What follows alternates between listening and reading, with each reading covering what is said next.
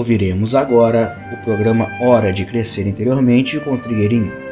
E os temas de hoje são: além dos distúrbios psíquicos, votos diante da vida evolutiva, sonhos com dentes, jejum, equilibrar razão e coração, união de metas, ajuda às nações e ritmo respiratório correto.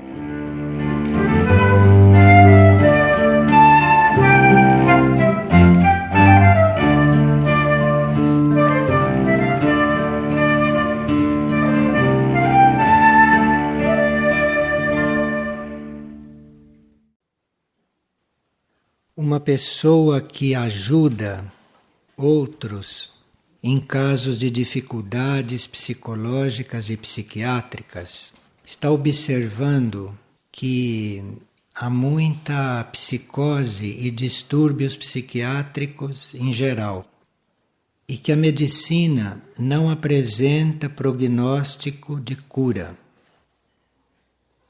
Quando não há prognóstico de cura, segundo a medicina, é porque não são casos exatamente clínicos de distúrbios mentais, mas podem ser atuação de forças negativas que estão fazendo pressão sobre toda a humanidade.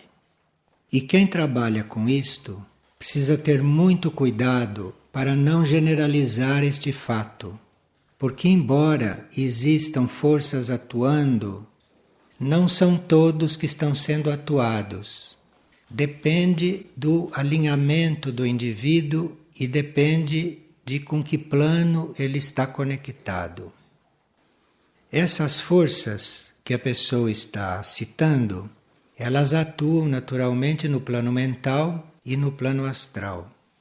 Então, aqueles que ficaram no plano astral ou no plano mental estão muito sujeitos a isto e devem mesmo se preservar. Mas quem está buscando um contato além do mental não precisa nem pensar nisto. Quem está buscando um contato além do mental, a receita é nem pensar nisto, não cuidar disto e se manter no seu próprio nível de alinhamento e no seu próprio nível de consciência. E quem trabalha com isto deve ter muito cuidado com si próprio, porque se no momento ele desce do plano além do mental, no seu alinhamento, ele também vai ficando misturado com estas coisas. E aí depois perde a possibilidade de tratar dos outros. Porque nós só podemos tratar de um assunto quando estamos polarizados além daquele assunto. Se você está polarizado no mesmo plano, você não tem possibilidade de tratar daquilo que não é clínico, daquilo que é outra coisa.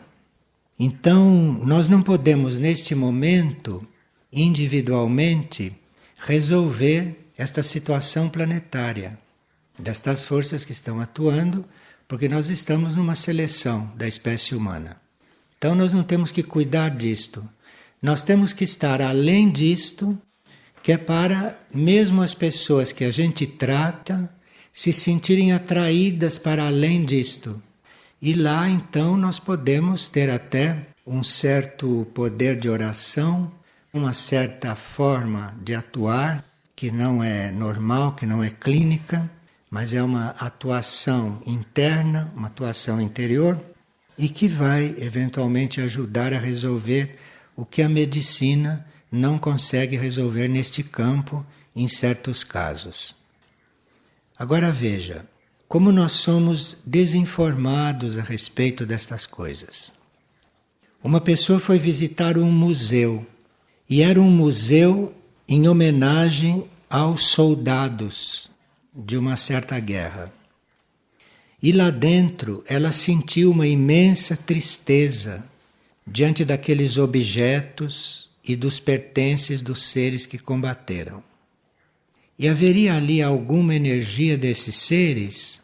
Bem, o museu realmente era o último lugar onde a gente deveria entrar, porque cada objeto daquele, cada coisa que tem lá dentro, não só representa um passado que nem sempre é um passado equilibrado e de paz. Então, um museu é um aglomerado de coisas psíquicas da pior qualidade possível. E quando se está dentro de um museu, o que acontece é que nós ali estamos absorvendo tudo aquilo que aqueles objetos emanam.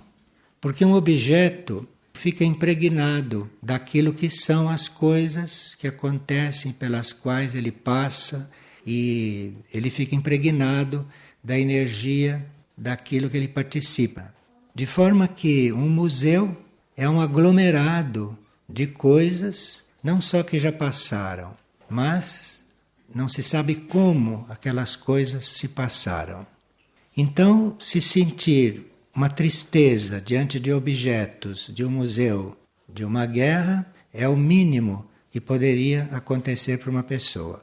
Ela ainda foi preservada.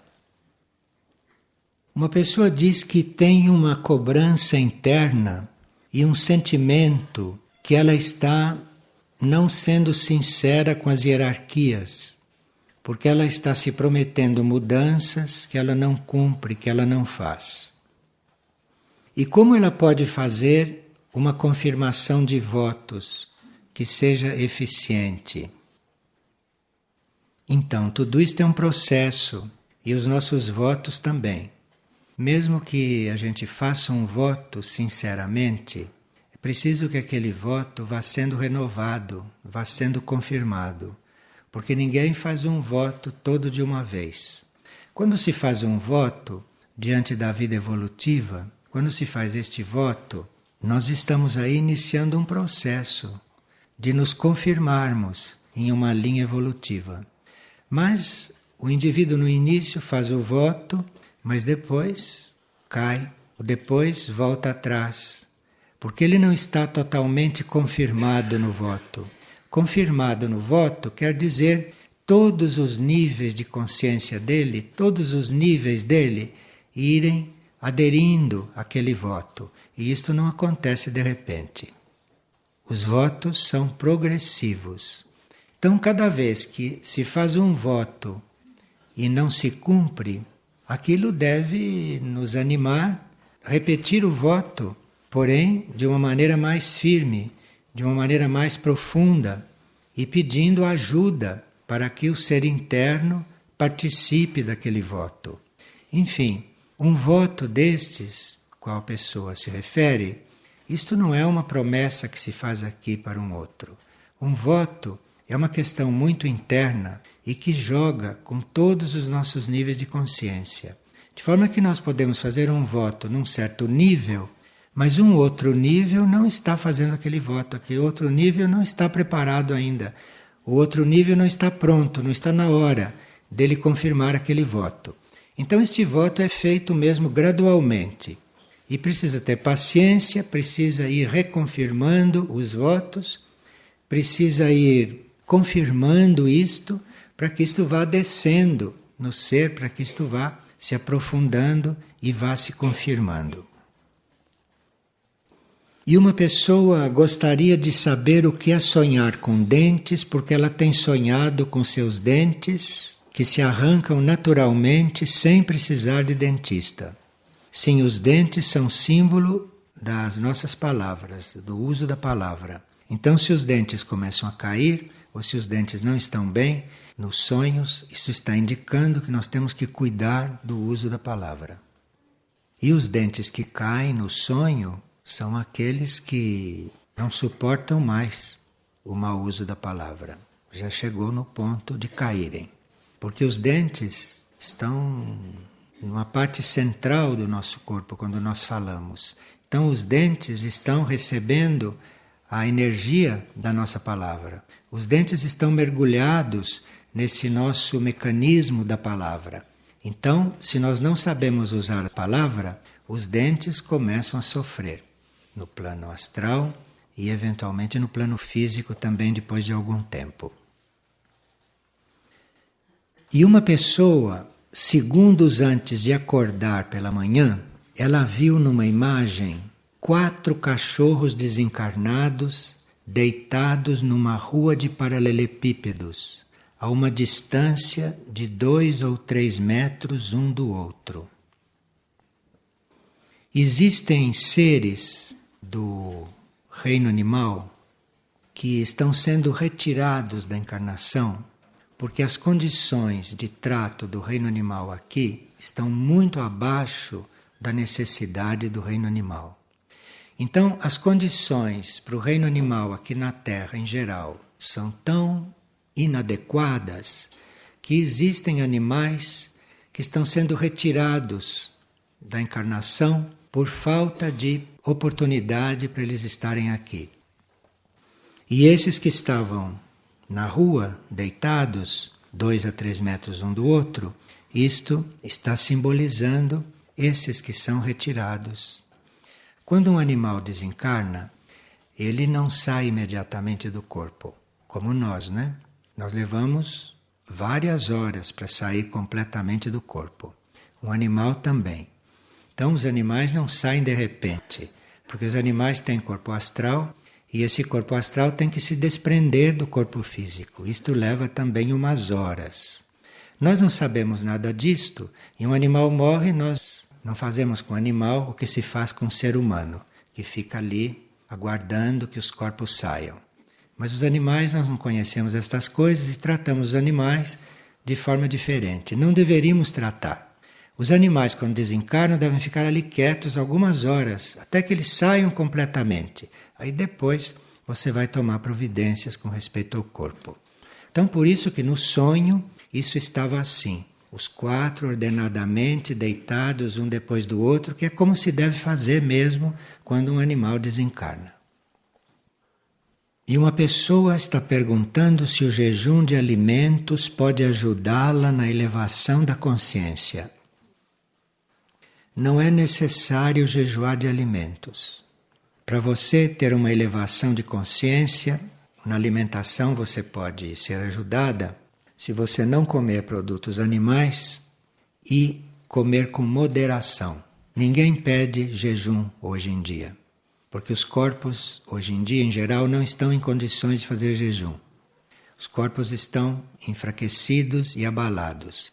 E os corpos estão em ambientes coletivos não adequados, com ar contaminado, com água que não é boa, alimentos envenenados. Então não é momento de estar fazendo jejum, porque isto vai enfraquecer mais os corpos.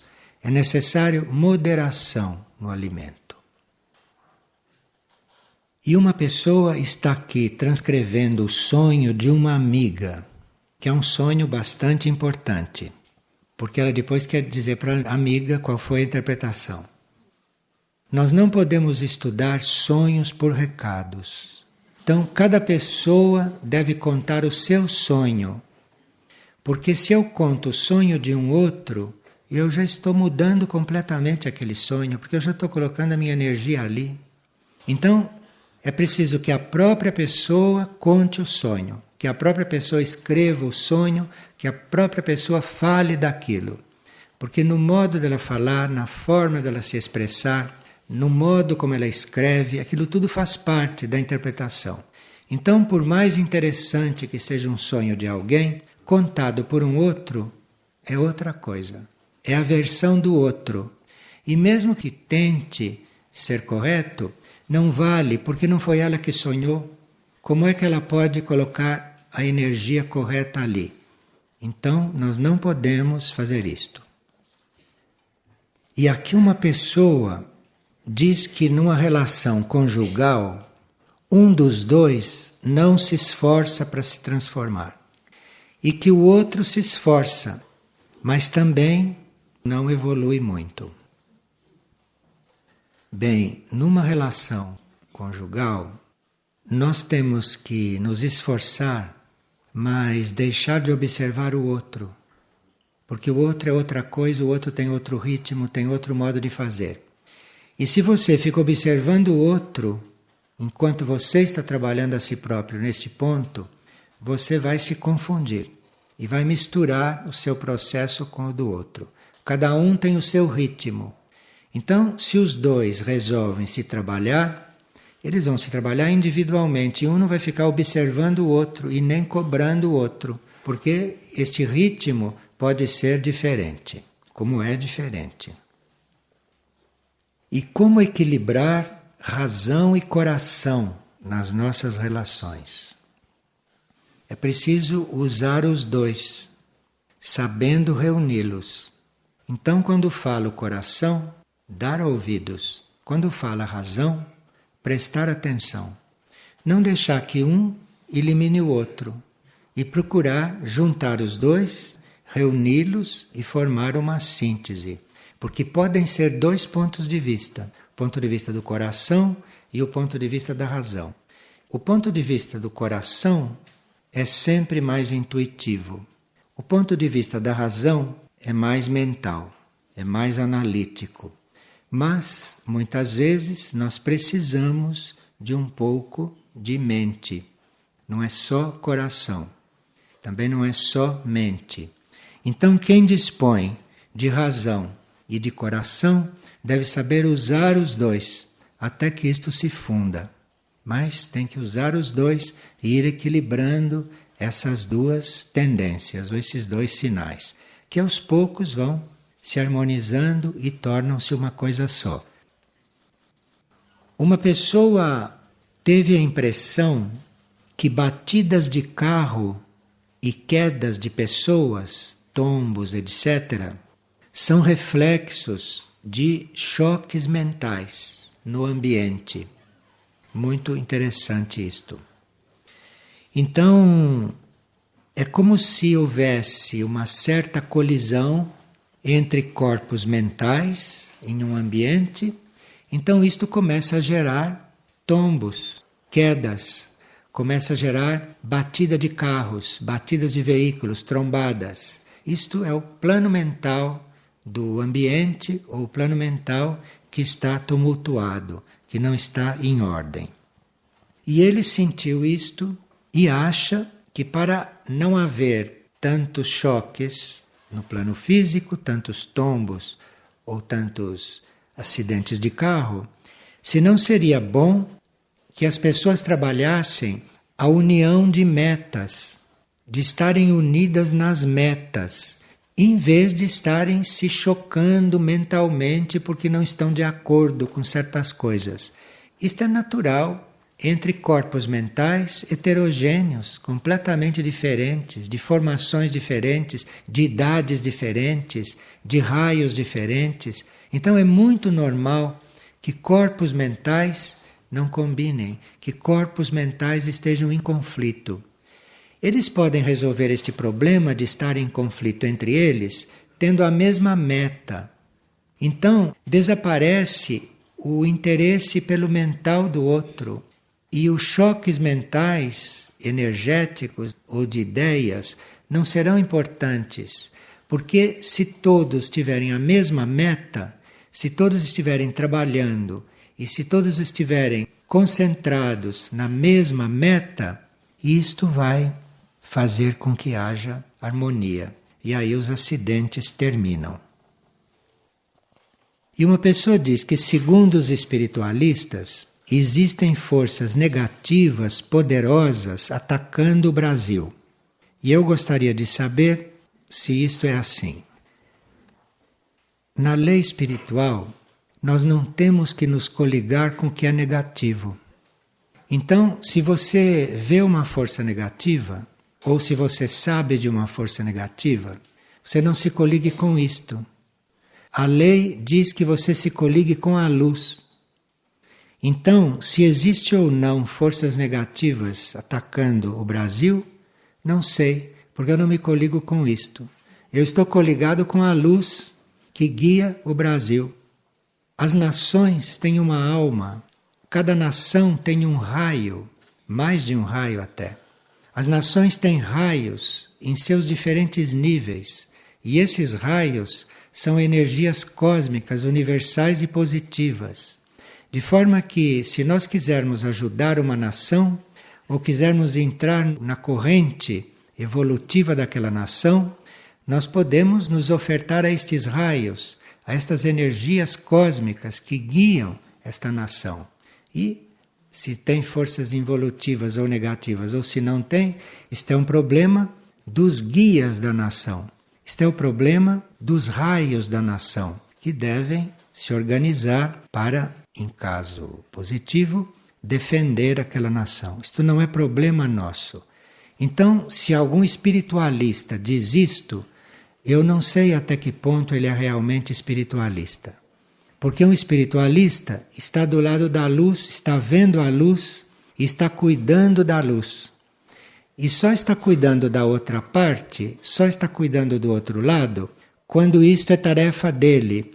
E no caso de ser tarefa dele, ele mantém isto muito reservadamente, para não criar formas, pensamentos negativas no povo daquele país.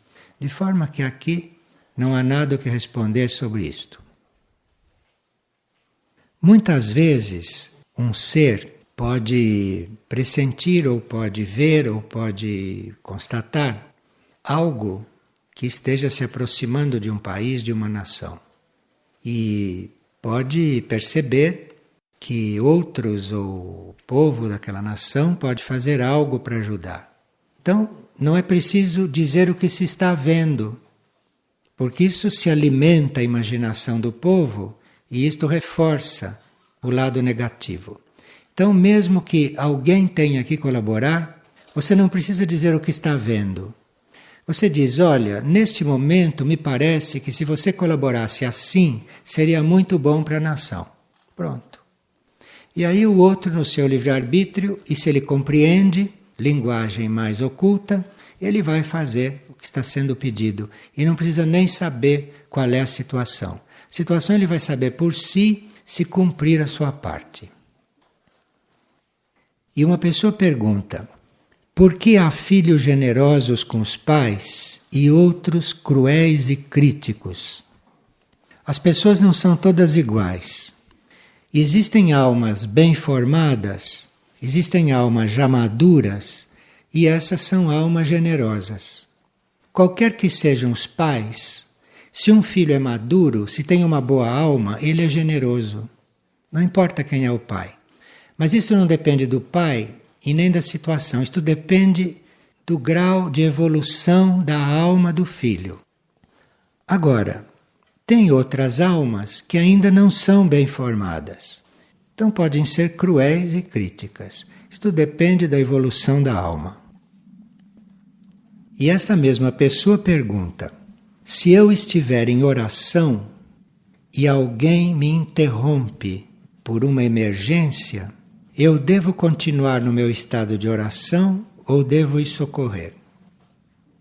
Se aquilo for real, se aquilo for um chamado real e se a necessidade for real, claro que se tem que atender. Porque a oração, por causa disto, não vai se interromper. Você vai atender sem interromper o seu estado de oração. O seu estado de oração é um estado interno. E enquanto você vai socorrer aquilo, a oração vai agindo. Agora, vamos que não se consiga sair para uma emergência, sair para uma ação, e que a gente não consiga manter o estado de oração.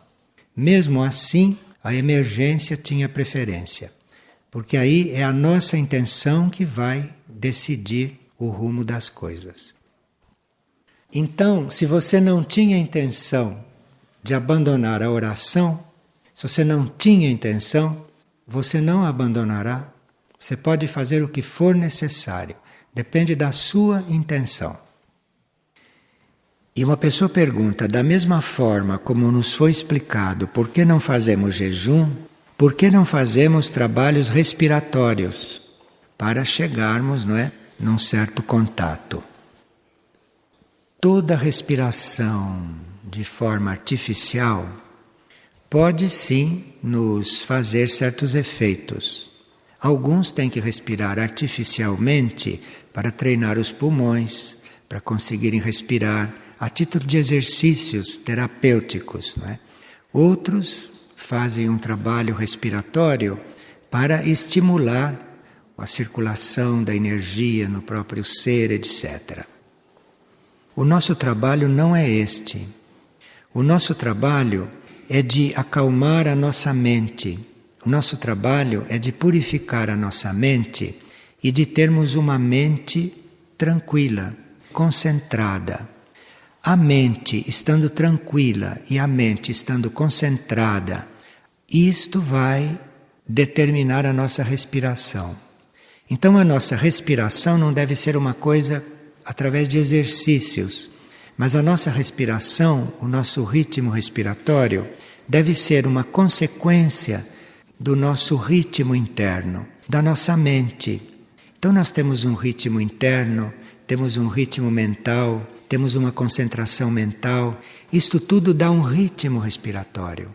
Então a nossa respiração deve ser uma consequência da nossa harmonização. Então, à medida que nós vamos ficando harmonizados, nós não precisamos respirar tantas vezes. À medida que nós vamos nos harmonizando, o ritmo da nossa respiração vai diminuindo. Mas isto não se pode fazer contas, nem cálculos, nem se dar receitas. Em vez de nós respirarmos tantas vezes por minuto, nós podemos respirar menos vezes por minuto. Mas isto não deve ser forçado. Isso deve ser uma consequência do nosso ritmo, da nossa consciência e do funcionamento da nossa mente. Aí, desta forma, o corpo vai ficar sadio com a respiração. Porque se o corpo tem uma respiração forçada, através de um exercício, ele pode ter os seus benefícios provisórios, mas aquilo não é a respiração natural do corpo.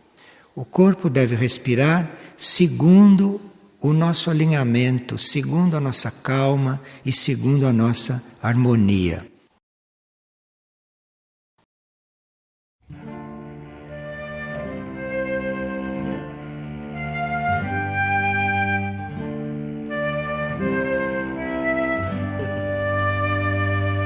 O programa Hora de Crescer Interiormente com Trigueirinho é apresentado todas as segundas e sextas, às 17h30. Todo acervo de palestras gravadas de Trigueirinho está disponível gratuitamente no site da editora Irdim, www.irdim.org.br. E para maiores informações sobre o autor, visite também o site www.trigueirinho.org.br. E em Nova Friburgo, informações no endereço Rua Ernesto Brasílio, 14, Sala 307, Edifício Central, Centro.